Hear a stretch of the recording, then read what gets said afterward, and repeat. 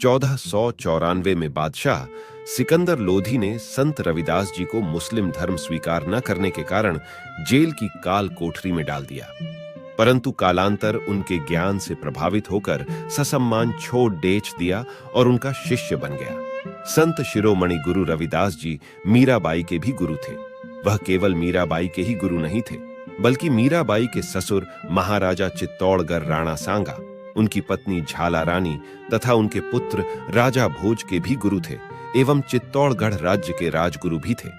इसके अलावा राजा संग्राम सिंह, राजा चंद्र प्रताप, बादशाह अलाबदी, बिजली खान, राणा रतन सिंह, महाराजा कुंभा सिंह, राजा चंद्रहास एवं गुरु गोरखनाथ सहित उनके लाखों की संख्या में शिष्य थे। भारतीय भक्ति आंदोलन के अगुआ, मध्ययुगीन काल के प्रख्यात संत तथा रविदसिया पंथ के संस्थापक निर्गुण उपासक संत शिरोमणि रविदास रैदास का जन्म माघ पूर्णिमा संवत 1433 30 जनवरी 1377 को काशी के मांडूर, जो आज सिरगोवर्धन नाम से जाना जाता है, नामक गांव में हुआ था। इनके पिता का नाम सतोख दास रघु तथा माता का नाम कालसी देवी घुरुबिनिया था। इनके जन्म वर्ष और जन्म स्थान के बारे में कई अटकलें हैं। रविदसिया पंथ और रविदास रामायण के संदर्भ से 1433 की माघ सुदी 15 दुखियों के कल्याण हित प्रगटे श्री रविदास, काशी ढिग मांडूर स्थाना, शूद्र वर्ण करत गुजराना, मांडूर नगर लीन अवतारा, रविदास शुभ नाम हमारा। मेरी जाति कुट बाढ़ला ढोर ढुवंता, नितहि बन्नार सी आसपासा, जाति ओछी पाती ओछी, ओछा जन्म हमारा। कहिर विदास खलास चमारा, जो हम सहरी सो मीत हमारा।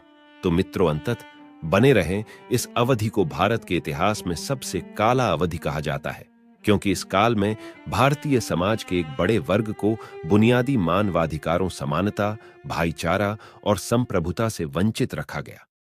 इन दलित लोगों को शिक्षा प्राप्त करने, अपना व्यवसाय बदलने, पूजा करने की अनुमति नहीं थी तथा इसी प्रकार के कई अन्य प्रतिबंध भी उन पर लगाए गए थे। इसलिए गुरु रविदास ने इस तरह की सामाजिक बुराइयों के खिलाफ एक अथक धर्म युद्ध छेड़ा। वे अपने भजनों के माध्यम से वंचित एवं दलित लोगों से अज्ञानता और निरक्षरता दूर करने तथा व्यवस्था को सुधारने के लिए कड़ी मेहनत करने का आग्रह किया, क्योंकि गरीबी, अशिक्षा और अज्ञानता मानव जाति के सबसे क्रूर दुश्मन रहे हैं। जिस समय वे लोगों को ध्यान की सही राह दिखा रहे थे, उन्हें गरीब, दलित और शोषितों के छिने हुए अधिकारों को वापस प्राप्त करने के लिए कठिन परिश्रम करना पड़ा।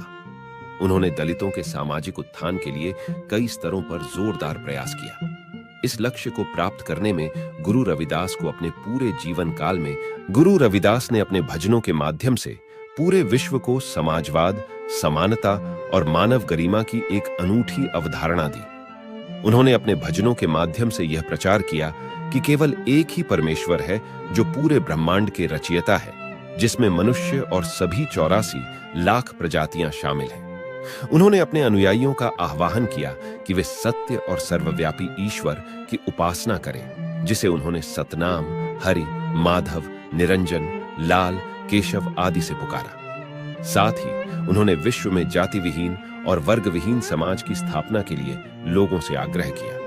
अपने जीवन के मुख्य समय अर्थात 14वीं शताब्दी के अंतिम दशक व 15वीं शताब्दी के प्रथम अर्धकाल के दौरान अपने इस दर्शन को आगे रखा। गुरु रविदास ने सर्वप्रथम पहली बार भारत में अपने भजनों के द्वारा समानता, भाईचारे और समाजवाद के इस नई अवधारणा का प्रचार किया। यह मानवीय दर्शन गुरु रविदास ने दुनिया के सामने लगभग गुरु नानक देव के जन्म के आधी सदी, महान कार्ल मार्क्स के जन्म के 4 सदी और फ्रांसीसी क्रांति के 400 साल पहले प्रस्तुत किया। गुरु रविदास ने प्रमुख गुरुओं और प्रमुख विचारकों के आगमन से पहले ही मानवता कल्याण की अनूठी अवधारणा दे दी।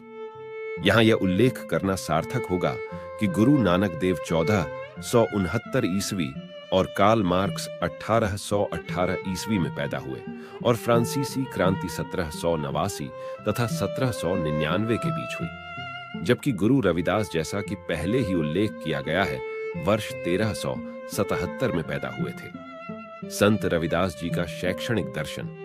रविदास जी शिक्षा के महत्व को भली भांति समझते थे, क्योंकि उन्होंने महसूस किया कि अछूतों को शिक्षा से वंचित रखा गया है, जिससे उनमें अंधविश्वास व कुरीतियां व्याप्त हैं। जिसको शिक्षा के बिना दूर नहीं किया जा सकता। उन्होंने कहा कि अशिक्षा ने हमारा बड़ा ही नुकसान किया है, क्योंकि अशिक्षा के कारण ज्ञान रूपी प्रकाश बुझ गया, जिससे सोचने समझने की क्षमता समाप्त हो गई। फलस्वरूप अछूतों का जीवन बड़ा ही कष्टकारी हो गया। आगे उन्होंने कहा कि ज्ञान अर्थात शिक्षा किसी की संपत्ति नहीं है, शिक्षा प्राप्त करने का सबको अधिकार है। उन्होंने कहा कि वह शिक्षा ग्रहण करो जिसमें सत्यता हो, क्योंकि सत्य से ही अच्छे बुरे की पहचान होती है। आगे उन्होंने कहा कि शिक्षा जीवन भर ग्रहण करो, क्योंकि शिक्षा के बिना मानव मृत शरीर के समान है। अविद्या अहित कीन ताते विवेक दीप मलिन, ज्ञान काहू के संपत नाही, ज्ञानी भरमत है जग माही। सत विद्या को पढ़े सदा प्राप्त करो ज्ञान, रैदास कहे बिन विद्या नर की जान अजान। जहां अंधविश्वास है सत परख तह नाही, रैदास सत सोई जनि है जो नुभव होई मन माही। सामाजिक दर्शन संत रविदास जी का सामाजिक दर्शन बड़ा ही क्रांतिकारी था। वे वेद और पुराणों का खंडन करते हुए कहा कि यदि तुम सुख और चैन चाहते हो, यदि अपने जीवन में समता और प्रेम चाहते हो, वेद पुराण को त्याग दो। चारों वेद करो खंडौती, गुरु रविदास करो दंडौती। वेद पुराण तजौ मन चाहत, जो सुख चैन, रैदास साकत प्रेम का प्रेम ही सींचे नैन।